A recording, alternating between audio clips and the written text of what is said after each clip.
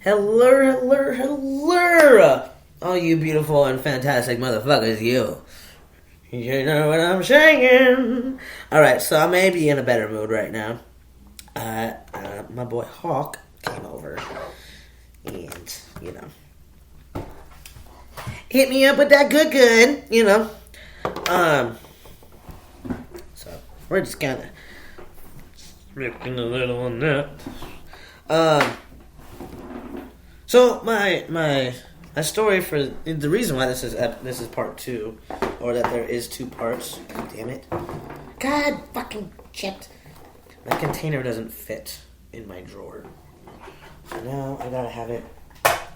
Whatever. Okay, so Gavin, get it together. Shit. All right. So I got off of work today, right? And I'm gonna tell you a story, and then we're just gonna go from there. Okay, we'll just go from there. So I got off of work today, right? And I've been talking to this dude, or I texted this dude earlier this morning about, picking up the marijuana. And everything was kosher. Everything was good. Good. It was planned. It was good. It was nice. Okay, so I get off work, and I'm like, all right, I just got off work. Let me get home. I'm going to get changed, and then I'll head to you. He was like, all right, dope, bet. So I get home. I get changed. And then I texted him. I'm like, is it good for me to head out in a few? And he was like, I bet. I'm like, I took that as, you have some, I can come and get it whenever I want. Kind of thing. Because otherwise I think any normal weed man would say, hey, I ain't got it yet. Give me a little bit. I'm still waiting on it. Alright, bet. Alright, whatever. There's a rush, but I won't tell you that. I'll just say no rush. But hey, if I say no rush, depending on the weed man, they won't get it for like a day or 2. And I'm just not all about that. Or you just can't get a hold of them. Well, we'll get to that too. So I leave my house, and I don't have a vehicle. I have a license to drive, because I have to drive the company truck around the city to spray lawns or whatever. That's just what I do. And so I have a license. I just can't afford a vehicle. I'm working on that. I'm working with a girl right now at a dealership, but we'll see. And so I'm walking to him, and it's not that far of a walk, but it's still pretty hot out. It's still pretty humid, and not to mention there's a smoke filling the air here in North Dakota because of the wildfires everywhere. Not just in Canada, but I heard there was some in Montana and Wyoming, obviously California. I don't know about Colorado. I haven't looked into that, but I kind of at the same time just don't want to see it because it makes me sad. But yeah, so it's not a good time to go out walking. And I wear a binder, a really, really tight binder. And, because I'm a trans man, whatever. And so I have to bind my chest, because I can't afford top surgery. I don't have insurance that covers it, whatever. And I can't save because I have bills, like a grown-ass adult, whatever. Anyway, so it already sucks having to work outside, from 6 to, it was probably like 3:30, 4 o'clock when I got home.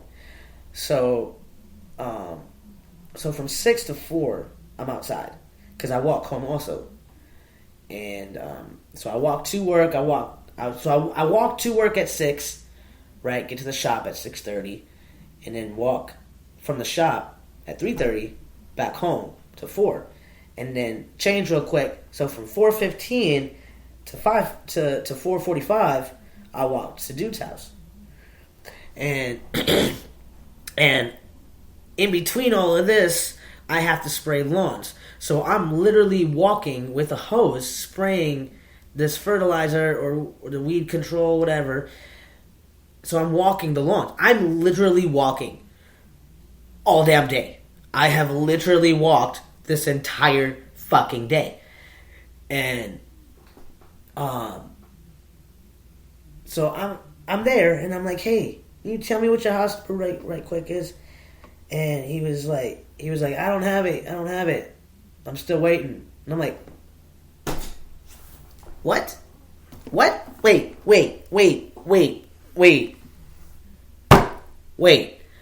So I didn't walk all this way for nothing. After walking all damn day at work. And at work, I gotta wear pants and a long sleeve. So I'm drenched in sweat all damn day until I finally settle down, get in the shower, get out, just put a pair of drawers on, and lay my ass on the fucking couch. And I'm trying to let y'all know how miserable the heat has been lately. I just want y'all to know this, and I'm trying to give you a description of how miserable I felt when all this was happening. Okay, so just put yourself in my shoes for a second. Do that. Not a lot of people do that anymore. So I didn't say anything at first. I literally stood there, was stunned. I've never had a weed man do this to me before. Like, knew I was walking, knew I was heading out, and then when I get there, doesn't have it. And like it would have been different if dude was been like, hey, I don't have it yet, I'm still waiting, I'm sorry, man, but you can come and chill. Get out the heat, come and chill. It's like, bet. That would have been fine. But dude did not. Dude really did not. So, like, I don't know if it's me, why I get pushed around so much. Is it me? I'm really wondering, because like I walk around in tanks all day, and I'm really not trying to like toot my own horn, but I'm in good shape. Okay, I'm in good shape. If I were walking down the street, if I were somebody else and I was walking down the street and I saw me and I saw my arms and I'm just like, ooh, no, we won't pick a fight with that guy. Like, don't pick a fight with me. Just don't do it. But I don't know where I was getting with that. Where was I getting with that? I don't know where I was getting with that. I lost my train of thought, actually. But I'm literally just standing there, like, stunned, like, on a fucking corner. And I'm just like, what the fuck is happening here? I don't know what to do at this point. So I'm just like, Gavin, you're a dumbass. Hit your other better dude up. Do it. He's back. Okay, he's back in town. Okay. I forgot that. And so I told dude, I'm like, look, man, I don't appreciate the fact that you knew that I was walking here and you couldn't have told me, and I asked you if it was good to head out, if it was good for me to walk here, and you didn't, and you said fine, and you said, basically, he said I, which is the equivalent of okay. And,